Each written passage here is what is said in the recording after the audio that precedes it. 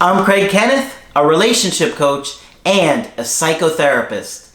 Every relationship is different and every breakup is different. Work with me and you'll get professional help on your situation. And if you're in no contact, focused on personal growth, my workbook series, The Knowledge, will help you make changes like you've never made before. Available now at AskCraig.net.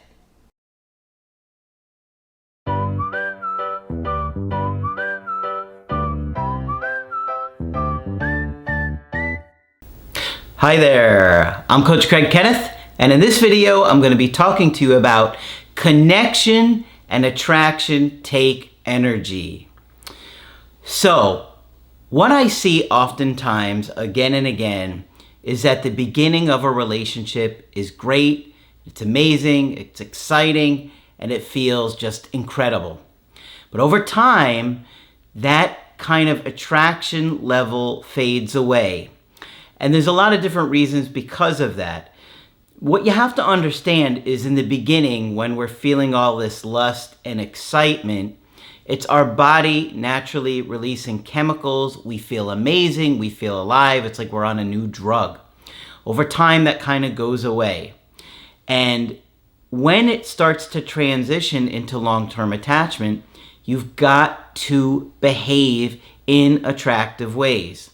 Because when you're acting out of fear and anxiety, or you have your attachment issues and they're coming up, they're going to keep hurting the attraction slowly but surely. Every time you have an argument, every time you're pushing, every time you're being selfish and self-absorbed because of your anxiety and your fears, it's going to make you do things that weaken the attraction and the intensity of the connection.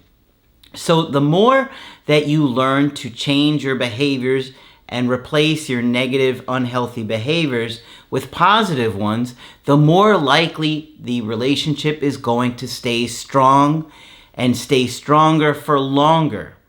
Okay, this is why I'm always teaching you guys about attachment styles and healing attachment issues. Because when you do those things, and you truly learn confidence, true confidence, like secure people, that is when the attraction level increases significantly and the connection stays strong and people are going to be a lot less likely to leave you. Okay? Now, it's not always about you because there's always, obviously, at least two people in this relationship. Of course, there's going to be, friends and family that interfere somehow and work and those things. But for the most part, it's two people. And obviously, it's not just on you and your behavior. But of course, when you maximize, attractive behaviors and you decrease the negative, controlling, manipulative behaviors, that's going to be on you to maintain a strong attraction. Of course, it's on them as well. And if they have their attachment issues and they haven't worked through their own issues, it's going to be a lot more likely to have complications. Now, obviously, the more work you do on yourself, the more likely you're going to handle those challenges of their issues in a healthier, more positive and patient way. Because you've worked through your stuff and you're not as likely to react and get angry or take things personally if they disappoint you or make you feel neglected in some ways. So I constantly see that someone's mental health has a big impact on the relationship. Whether it's yours, theirs, usually it's both. And understanding some of the complexities that come up in those situations can help you navigate better. Today, I've got a good email coaching that I think will be helpful to see some of the things that I'm talking about. This is from a woman that is in her late 20s, and she was dating a guy in his early 30s. Now, she says that it's been about 7 months since their 6+ year relationship ended. So obviously they've been together a long time. Now, she goes on to say that he used to say he didn't trust people. For me, that's a big red flag. What does that tell me right away? If they don't trust people, they're going to have a hard time trusting you, even if you're a great partner, because it's about them, not you. He had 3 or 4 best friends, but it seemed like they just played video games and had quick meals together, not really sharing personal stories much other than career-wise. And I never met his friends. Several red flags in there. Never met the friends, and the people that he considers best friends, they don't really have a quality relationship. They don't talk about things. They're just playing video games and having a quick meal. Personal stories. It feels very surface level. He isn't the type to text message others. Some of his friends from high school or college used to call me or message me via Instagram instead to keep in touch with him. And he doesn't keep in touch with them anymore. Okay, so look at what's going on with this guy. He doesn't trust people. He doesn't really have strong connections. He doesn't really have strong bonds with other people. So that tells me he's probably struggling with anxiety and depression. And like I said at the start of the video, relationships, connections take energy. Maintaining them take energy. And for him, you could see he's not really connecting with other people. So he probably doesn't have the energy to connect with other people.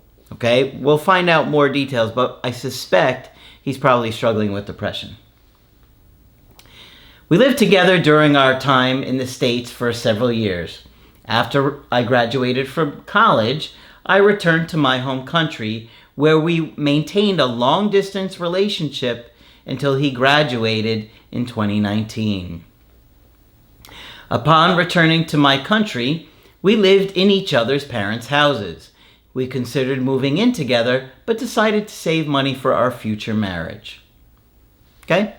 I'll leave it a little vague as to where they lived, but I suspect culture is a part of this as well. The quality of our relationship was great. We met almost every weekend and had overnight dates because we both enjoyed cuddling and sleeping together as a form of comfort. In January of 2023, he landed a new job that offered him a promotion. I remember feeling genuinely happy and proud of him. He had a month of free time before he started his new job, so we went on a trip. I can still recall the loving gaze he had towards me. However, after returning, he started struggling with overtime at his new job. He began losing weight and seemed to be under a lot of stress. Stress has such a huge impact on our relationships because it really does take energy to maintain a connection, to be considerate of somebody else's needs and desires, and then to have the energy to follow through with those things. Because you know that your partner needs things from you, and you got to be aware of what those things are, and then you have to follow through to try and make them happy. But a lot of times when people are working a lot, they're stressed, they're depressed, and overwhelmed, they don't have the energy to stay in that relationship and maintain it, and then they often feel bad about it. When he moved to a new job, I became anxious over time because he started hanging out with female colleagues frequently. Okay, could be something going on there. Not enough info yet, but obviously you have a change in the job with the people he's hanging out with. Let's see what happens. I showed my jealousy, but didn't stop him from hanging out with the colleagues since he seemed so stressed at work. And they were the only ones who could genuinely empathize with his complaints about work. Okay, so she was a little jealous, maybe lashed out, maybe accused him of things here or there, but she tried to allow him to have those connections, and she was empathizing that he was in a stressful situation and they could relate with him. His communication with me decreased, and I could sense that he was losing energy for our relationship. So he's getting drained, he's tired, he's stressed, he's working all the time. It's going to impact his ability to stay in a relationship. I remember my anxiety started to get higher and higher over the months. So she's going to spiral, right? I pressured him to call me and show me love like he used to, and he said he's sorry, he will do better. Okay, so now he's probably starting to feel bad about it because she's, saying things to him. In the spring of 2023, I met his family for the first time and had a meal. I attended his sister's wedding, sitting next to my ex's mom. It seemed like our marriage was becoming a possibility as his family adored me. His father even expressed excitement about the prospect of us becoming a family. In the summer, at a friend's birthday party, I got drunk and blacked out. I was told that a random guy touched me, and my ex intervened, but the situation escalated. And the guy was so drunk, he pushed my ex, and my ex fell. Okay, so who knows what happened here, right? He may have been embarrassed. He may have felt like he couldn't stand up for her. We don't know what he was thinking or feeling here. Maybe he was angry at her for getting so drunk. Maybe he had been drinking at the time and he saw things differently than they played out. So, it's one of those things that probably happens so quickly that it's hard to remember. You're confused, you're drinking. But it sounds like he got pretty upset about this. Despite my apologies, he remained upset, and our relationship began to deteriorate. Although I didn't remember the bad situation, he told me I shouldn't have drunk like that. Okay, obviously it's a stressful situation, but it doesn't seem like it got that out of control.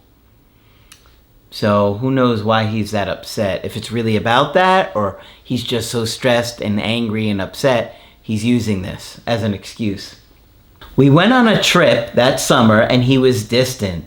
I felt despair. Upon returning, he didn't call me much and it got worse. My anxiety went through the roof and I scolded at him. What's wrong with him? First, he told me he doesn't have the emotional capacity to meet my needs. That's what I was talking about earlier. Stress, anxiety, depression, and the person doesn't have enough in them to stay in that relationship and make it keep going. He thought he should let me go after seeing my face of despair during the trip. There's that guilt I was talking about earlier. And asked me to give him a break. Right after finishing a call, I found that he removed all of our photos on the chatting app. At the time of the break, he said he felt obligated and not excited to meet with me every weekend since the spring. I called him again, cried, and got angry at him. He explained he'd like to put himself into the worst scenario, not having me, by deleting all my photos on the chatting app, and got angry at me and told me he lost his trust after the incident in the bar. It's hard to believe that somebody would lose all their trust in you after an incident that was relatively small. She drank a little too much. There led to some pushing with another guy, and he fell down. But are you really gonna not trust somebody and completely lose trust over a one-time thing? Hard to believe, right? A one-time thing that's more serious, obviously. Yeah, she hooked up with the football team one time. That's different than a one-time little argument that somebody got pushed. A few days later, I visited his house and handed him over some food and a handwritten letter. He was so cold. You heard that right. Handwritten letter. He was so cold. Usually, when you give someone a handwritten letter, they don't reply to you and they don't say anything. I don't advise doing it.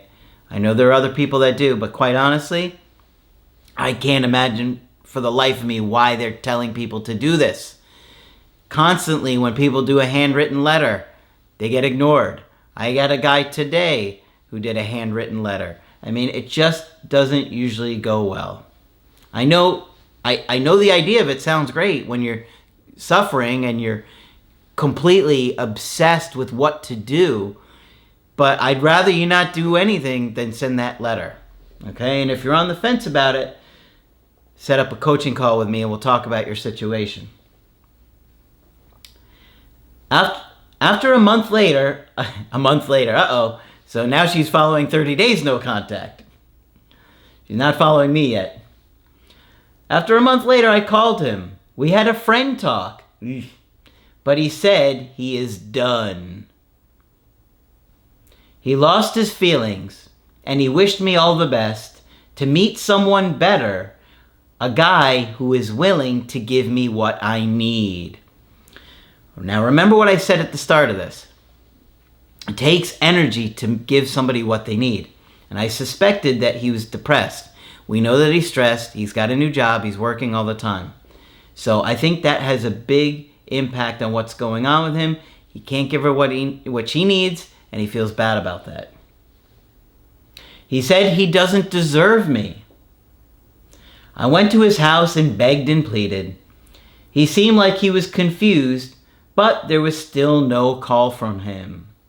I sent him a text. Sorry, I will accept the breakup and I wish him all the best. He sent a message back and said he's sorry and wishes me all the best. After 3 months, he unexpectedly blocked me. Always confusing when somebody does this, huh? All right, she wanted to talk about a couple of the problems with the relationship. She said communication was a big one. Lack of calling and texting the last 6 or 7 months of the relationship towards the breakup, which probably lines up with when he got that new job and was working all the time. The incident at the bar, and she feels very guilty about that. She said she's been going to therapy for 7 months now, and it's been helping her with her anxiety. That's great. Keep doing those workbooks and the creative healing course too. It's going to help you a lot process this, especially the course. Because there's a lot of art therapy activities in there that are focused on healing through a breakup. How do I navigate the situation? I feel so guilty. I keep telling myself to work on myself and be confident, but I'm still in so much despair since he's blocked me for several months now. Should I give up hope and feel this pain until it ends? Okay. Well, I think a big part of this breakup was switching jobs and working all the time. That seems to be where everything shifted. He's probably tired, he's probably exhausted, and he knows that he doesn't have enough in him to give you what you need, and he feels guilty about it. Then, when you're anxious and your attachment issues are coming out, it causes you to pressure him, to smother him, and that makes the situation worse. So at this point, I would say he probably won't reach out until he finds a different job, till he finally realizes the impact this job is having on his mental state. And then if he gets a better job or career or something where he's not so stressed and exhausted all the time, he'll probably start to really think about things and really start to miss you. And he'll probably start to see things clearly, like, the incident at the bar, it wasn't that big of a deal. You know what I mean? Like, it was a small, moderate incident, but nothing to really completely lose trust over with somebody that you've been with for years, especially if it's a one-time thing like that. So I think he's got to figure out himself and his life and get to a good place again before he has the energy to do this relationship with you. And I don't think he's going to wind up in a relationship with anybody else anytime soon. He doesn't have the energy. Might he find a rebound or something? That's possible. But that would only temporarily, feel good. But then again, it's going to come with the guilt and the responsibilities that come with being in a relationship. And I just don't think he's going to want that. Because I think if he wanted it, he'd want it with you.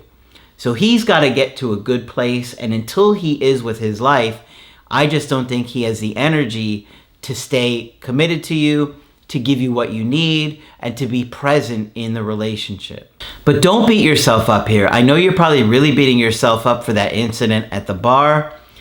You know, you drank a little too much. Obviously led to a stressful incident. But I think if the relationship had been stronger, maybe had it happened earlier in the relationship when things were better, he had the energy and he wasn't so stressed, probably wouldn't have caused any kind of breakup. Okay? So, hopefully this one's been helpful to you. Of course, if you want to get my help personally, you can do that on my website, askcraig.net. I do email coaching and I do Skype. Of course, you can get my creative healing course and my workbooks there. But that's it for this video. I'm Coach Craig Kenneth, and I will talk with you soon.